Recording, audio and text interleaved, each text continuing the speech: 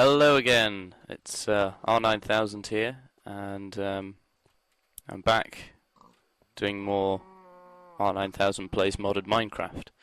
So, I've organised things a little bit since last time. I went mining a little bit, and I made a couple more solar panels and made them into another solar array, so now we've got two. So, once again, less space, but more power.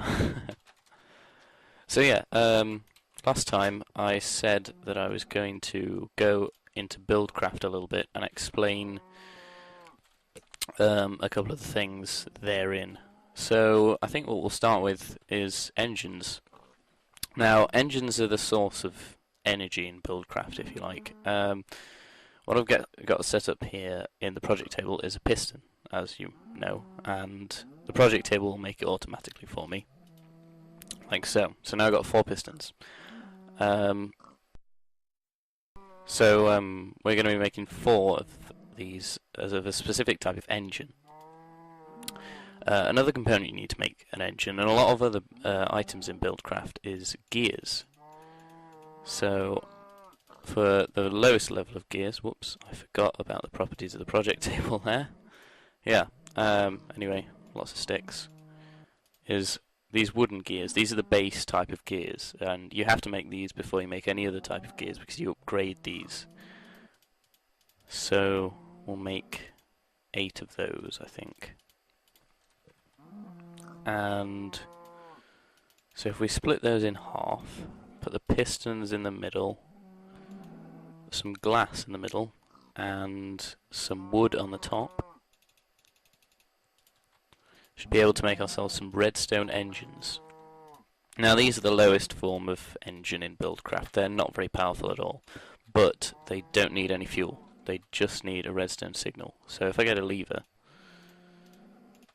as usual, and simply put it down next to it and turn it on, well, you can see that it's not moving at the moment because it's not connected to anything. But if I take a pipe out, obviously nothing will move through it because I haven't got it connected to anything, but you can see the engine starts to move up and down, and that will actually generate power to pull stuff through the pipe. Now this is what I was talking about last time. If you wanted to transfer liquid from one container to another, you would need a waterproof wooden pipe and some sort of engine to power it. But since I had that valve pipe, it's okay. Oops, taking out the floor. Yeah, so what we'll be doing for at least the first bit of this episode is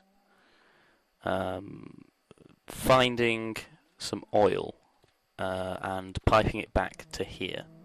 Now to deal with oil, we will need, as we did last time with the creosote oil, some tanks. Oops. So, get 6 of those. I mean, that should be enough for now. Maybe a couple more.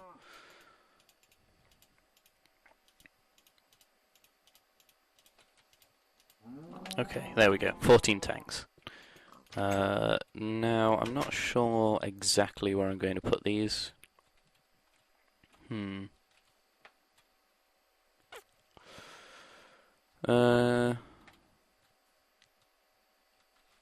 I think I'll just put them out here and maybe build something around them at a later date. So that's 4 high. Now I am leaving a gap between them, and I'll show you why that is in a bit. There we go. Okay, that should be enough for now, I think. So I have a feeling there's an oil pool somewhere in that desert. But to get the oil, or any liquid for that matter, from its source blocks to a sort of liquid that you can handle in tanks and stuff, we will need a Buildcraft item called a pump. Where is it? There it is. So that's made with a mining well and a tank on top of it, which is why I saved a couple of tanks. And the mining well, it apparently needs a turtle in the bottom. That must have been a recipe conflict, because that's not right. Anyway, we'll proceed. I'll see if I can sort that out later if we have any problems with it. I don't want more gears. Right. So, to upgrade the wooden gear into a stone gear, you simply put stone around it like that. And then we need some iron. And we will upgrade that into an iron gear. What else was it we needed? We needed a piece of redstone. There we go. And normally, for a mining well anyway, you need an iron pickaxe, which apparently creates a turtle. I don't suppose it matters too much at the moment. I'll see if I can get that sorted later, but that's an item from Buildcraft. It's just ignore it. Yeah, recipe.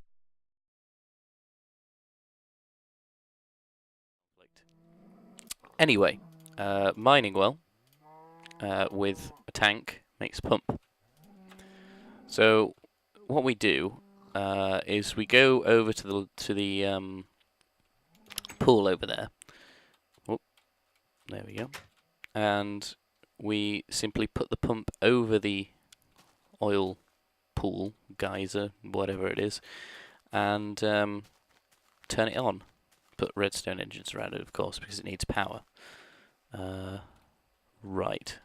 I'll be back in a minute once I've got across this lake. This could take a while. Okay, so I did eventually find some oil.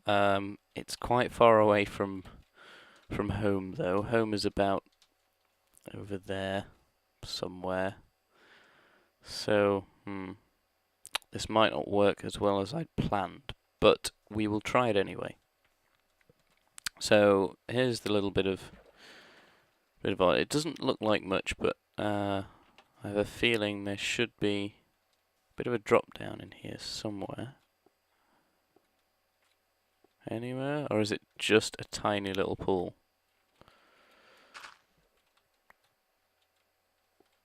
Doesn't look like much, does it? Okay, well, I don't suppose this is too bad then, because there's not much. I suppose we could bucket this out. So what I'm going to have to do is find a bigger oil deposit somewhere, hopefully closer to home if I can. I'll deal with that one some other time. I'll probably put a waypoint next to it. So once again, I will see you in a minute when I've found another oil pool. Okay, so I'm about 700 meters from home now. I've been quite a while. I've finally found a decent sized sort of oil geyser. But I'm not making over 700 pipes to take it back to my home. So I decided to set up sort of a miniature base next to the geyser. I'll pipe it back with different things some other time. Probably use teleport pipes or something. Anyway, to actually pumping the oil out. I'm gonna use dirt for now. It's ugly, but what the heck. It took me ages to find this. It seems to be really scarce of oil for some reason.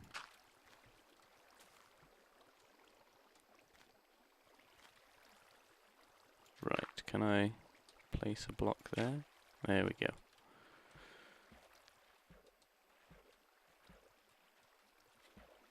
Whoops. I can't even get up here. There we go.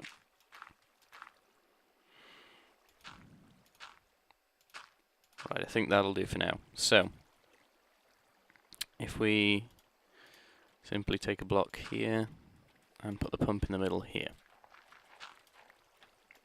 Right, and if we look, it's got no right-click interface, but if we look down here, you should see there is a sort of hose extending down into the oil. And that is what will draw the oil out for us. But as I said, it does need power to function. So I'll make a little staircase up there. And so we're going to need to supply it with power from redstone engines. Now, as I said, they're the lowest form of power. They don't use any fuel, but they don't output very much at all, very much power. So we're going to need about 4 of them to have it running anywhere near efficiently. Now, I brought some pipe waterproof with me. I didn't forget the pipes, thank goodness. I wouldn't want to travel all that way back. So I'm going to waterproof. I might need more cobblestone, but right, you don't need a wooden pipe to pump it out here because the pump will actually just pump it out itself. But basically what we do, I've set up a couple of tanks in here, 2 of them to demonstrate something in a minute. Yeah, so basically we connect this pipe to those tanks and it will just fill it up when we start powering the rest of the engines. Give me a minute to get some cobblestone for some more pipes and I'll be back. Okay, so I'll just drop my philosopher's stone on the ground. No. Yes, so here I am. I've got some cobblestone and some glass. Make some more transport pipes. Don't think we'll need too many because it's only over there. And then we'll waterproof them, like so. So, connect that to there, and there's the tank. Simply put it out through that hole. Now when we turn the pump on, it should start pumping oil out into that pipe and into the tanks. So, if we get another lever, because we need to power both, well, all 4 engines. We'll put one there and one there. Now the engines will take a little bit to start moving because they have to kind of build up power before they can properly power the pump. There we go. And we should start to see any minute now. Oil, please. Ah, there we go. There's the oil flowing down the pipe.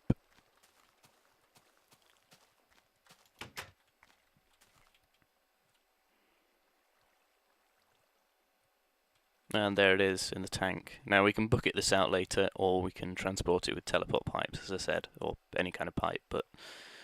Or I might even make a bit of a railway. Maybe. It depends. There's probably not enough oil here for that to be considered, even though we have got quite a bit going. So another item I'm going to build now is something called a balance pipe. Now this is part of the I think it might be additional pipes mod. It's an add-on for Buildcraft. And so I'm going to make some wooden transport pipes, and I am going to waterproof them. I think it's wooden transport pipes anyway. I'll waterproof 2 of them. Let's see if I can find it actually. Balance pipe, there it is. Yeah, so 2 wooden waterproof pipes and a redstone engine. We haven't got the resources to build a redstone engine. I'll just make it daytime. Momentarily. So I think we might have to just just kind of pilfer one off the pump here. It should still work alright with 3 redstone engines. And it won't quite be as good, but I mean it'll do it. It'll just take longer, I think, unless it's just dried up now.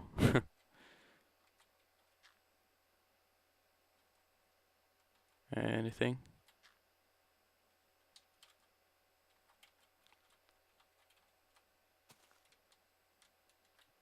Well, the oil's still there. Oh, no, there we go. There's some more oil. So, balance pipe. Craft it with our philosopher's stone. Redstone engine in the middle and a wooden waterproof pipe either side. And what this will do is make it so that there are equal amounts of oil in both tanks. Because if you just put a waterproof pipe across there, it won't do anything. because of the pumping system, but the balance pipe will just simply balance out the liquid in the two tanks. So it makes things a bit easier. And obviously if you pump out of one, then it'll take more from the other, and that kind of thing. So, yeah. So we've got our oil. Right, just give me a minute to think of what we need to do next. Okay, so here I am again, back in the base. I have actually been back to my home in the time that I was away. I condensed some wheat to make loads and loads of bread, so that I don't go hungry. As you can see, my tools are nice and charged up. But I also went and made some teleport tethers. Now, as you can see, a piece of lapis surrounded by iron makes you 4. And what these will do is they will load the chunk for you, or the chunk and the chunks around it that you put them in. So, if you don't know what a chunk is in Minecraft, I'd watch some videos about the mechanics of how it works, but basically a chunk is a 16 by 16 by, I think it's 256, which is how high the world is, portion of the world, and they load separately. So the one you're standing in and the ones around it are always loaded, and that's what manages sort of the happenings in it. The ones that are unloaded are saved in the memory, and they're not active. But if I put that chunk loader down there, underground, so it doesn't look intrusive, and I press F9, you can see all these chunks around here. They're classed as under the sort of keeping of the chunk, the teleport tether, and it'll load all of these chunks permanently until I take the teleport tether away. So that will keep this oil pump and all that running until I want to come back to it again. So yeah, that will. I'll probably come back to it in an episode quite near in the future once I've got some more engines going and I've built a proper facility for handling this kind of oil. So I will see you back at base to look at the next thing.